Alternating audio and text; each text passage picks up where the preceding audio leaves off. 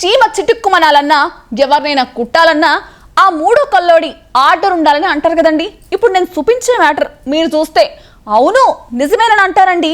ఇలా జరగాలంటే ఆ పైనున్నోడి బ్లెస్సింగ్స్ ఉంటేనే వద్దండి, లేకపోతే ఈ పానం ఎంతసేపు చెప్పండి పుట్టుక్కుమని గాలో కలిసిపోవడానికి, అంతే కదండి. ఇంత చెప్పిన తర్వాత ఆ వీడియో ఏటో చూడాలని మీకు కూడా అనిపిస్తుంది కదండి. సరే ఓ లుక్ వేసుకోండి.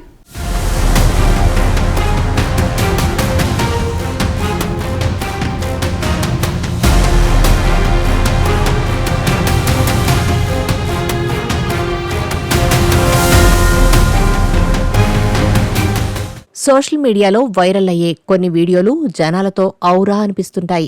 అలాంటి వీడియోనే ఇప్పుడు ట్రెండింగ్లో ఉంది. ఇక్కడో రోడ్డు పక్కన ఒక మహిళ నడుచుకుంటూ వెళ్తోంది.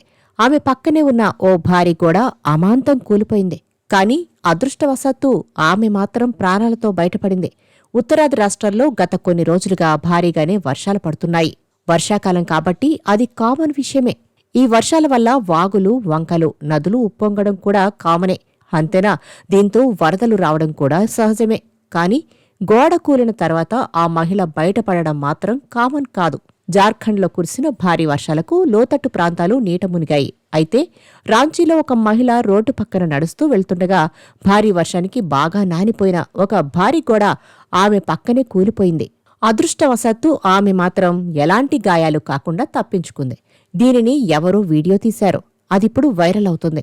ఆ వీడియోకు లైకుల వాన, వ్యూస్ వరద పారుతుంది.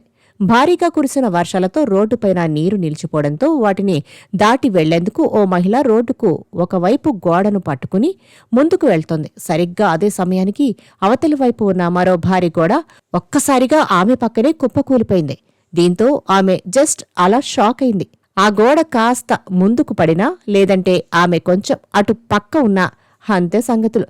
ఆమె ప్రాణాలు గాల్లో కలిసిపోవడం గ్యారంటీ. కాని ఆమెకు ఈ భూమి మీద ఇంకా నూకలున్నాయి కాబట్టి గోడ ఆమె మీద కాకుండా కొంచెం పక్కగా కూలింది. దాన్నే లక్కంటారన్నమాట.